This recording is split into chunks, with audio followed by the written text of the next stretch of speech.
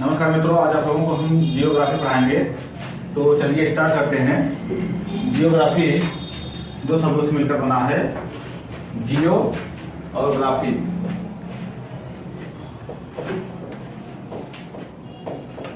जियो का अर्थ क्या है? भू। भू मतलब पृथ्वी। और ग्राफी का अर्थ क्या है? ग्राफो। इसे यूनानी ग्रीक भाषा में ग्राफो बोलते हैं। ग्राफो का अर्थ क्या है? वर्णन। तो हम लोगों को क्या पढ़ना है? पृथ्वी का वर्णन। हम किसका करते हैं वर्णन? पृथ्वी का। अब जियोग्राफी के पिता कौन है? सबसे पहले आप इसको जान लीजिए। जियोग्राफी के पिता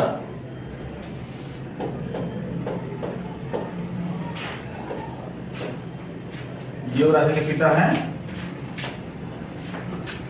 केटीएस महोदय हैं। इन्होंने क्या कहा? इन्होंने कहा कि स्थल भाग आपके सागरों से घिरा हुआ है। और जो पिता हैं, जो भूगोल शब्द की उत्पत्ति किए थे, भूगोल शब्द जिन्होंने दिया था वो हैं इरेटोस्थेनी।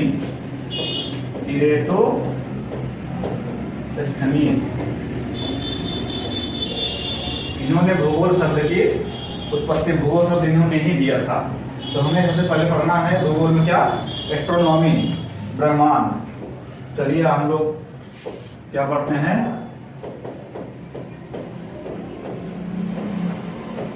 एस्ट्रोनॉमी पढ़ना है, उसके बाद जियोलॉजी पढ़ना है,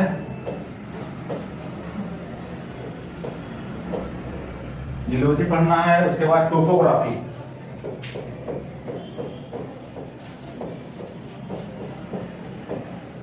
उसके बाद है वर्ल्ड जियोग्राफी,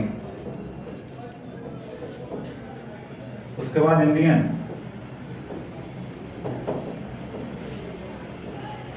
जियोग्राफी,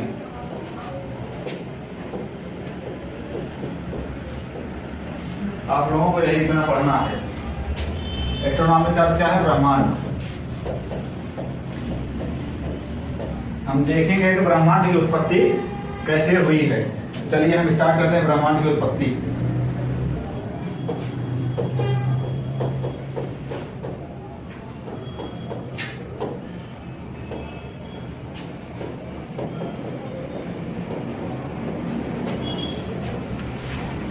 ब्रह्मांड की उत्पत्ति कैसे होती है? तो सबसे पहले क्या है कि बहुत समय पहले इस ब्रह्मांड में कुछ नहीं था, अंतरिक्ष में कुछ नहीं था, केवल एक बिंदु के रूप में थोड़ा सा बिंदु ऐसे था। यही बिंदु, इस बिंदु के पास इतना असीमित मात्रा में गुरुत्वाकर्षण शक्ति था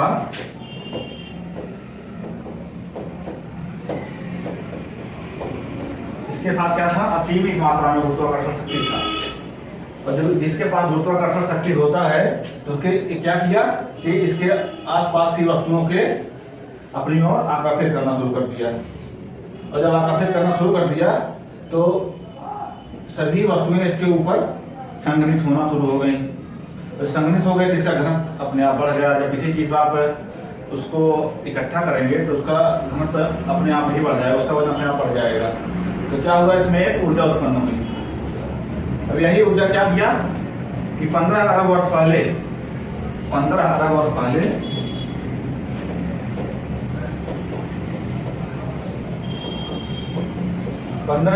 पहले इसमें एक महाविस्फोट हुआ। विस्फोट नहीं, महाविस्फोट।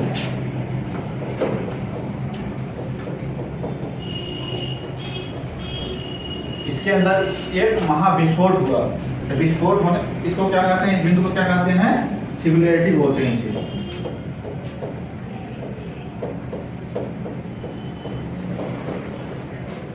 इस बिंदु को क्या बोलते हैं? सिंगुलैरिटी। आप परीक्षा में जब पूछा जाएगा वो बिंदु क्या था तो उससे आप बता देंगे सिंगुलैरिटी उसे बोलते हैं। तो इसमें जब विस्फोट हुआ, विस्फोट नहीं महाविस्फोट हुआ, तो उसको क्या होगा? इसकी 3 चीज का जन्म हुआ। जन्म किसका हुआ?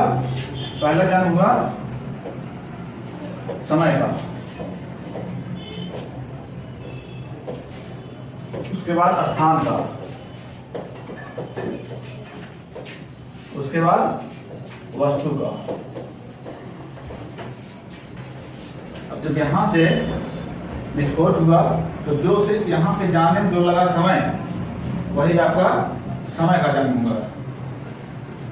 अब यहाँ जिस स्थान पे गिरेगा तो वही आपका स्थान हो गया। और जो वस्तु यहाँ से जा रही है वही आपका क्या होगा, वही आपका वस्तु हो गया।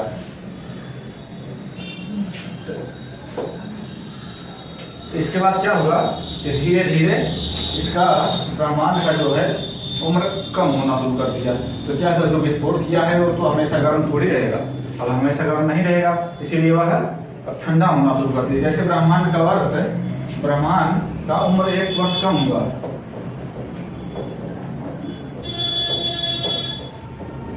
ब्रह्मांड का उम्र 1 सेकंड कम हुआ।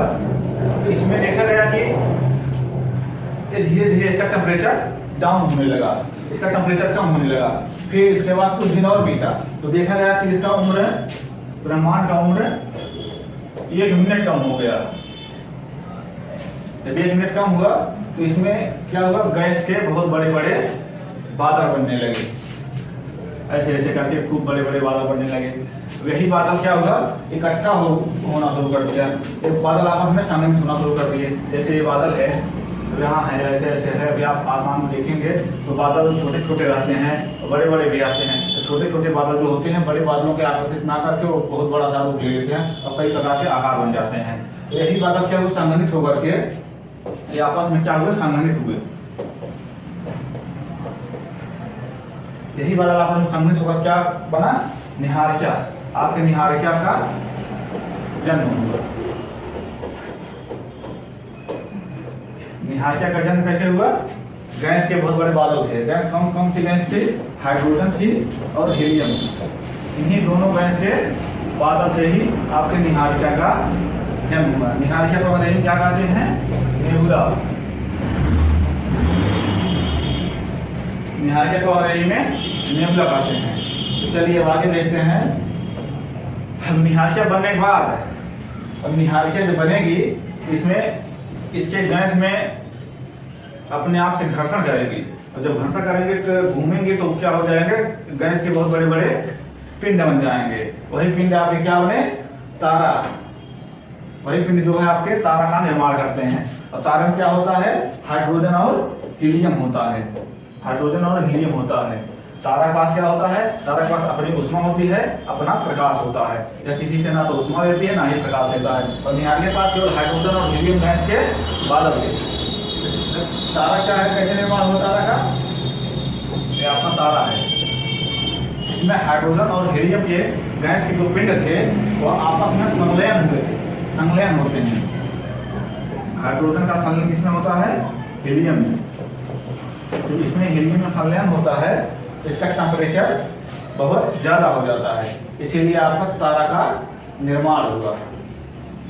अब तारा बनने के बाद क्या हुआ, अब तारा आपका जैसे सूर्य आपका तारा है, वैसे यदि आपका तारा, तारा बनने के बाद, तारा बनने के बाद क्या होगा, यहाँ क्या बनने के बाद तारा बना। तारा बनने के बाद अब तारा में विस्फोट होगा, तारा मरेगा, तारा का जन्म होगा। तारा में टेम्परेचर उसका कितना होता है, बाहरी टेम्परेचर उसका 6000 डिग्री सेल्सियस होता है। तारे का टेम्परेचर 6000। तारे की अवस्था इसमें ईंधन किस अवस्था में होती है, तारे में टेम्परेचर, तारे में ईंधन प्लाज्मा अवस्था में होती है। तारे में जो है वह ईंधन प्लाज्मा अवस्था में होती है। चलिए बाकी आज यहीं तक आप पढ़िए, बाकी हम अगले वीडियो बनाएंगे। तब तक के लिए जय हिंद।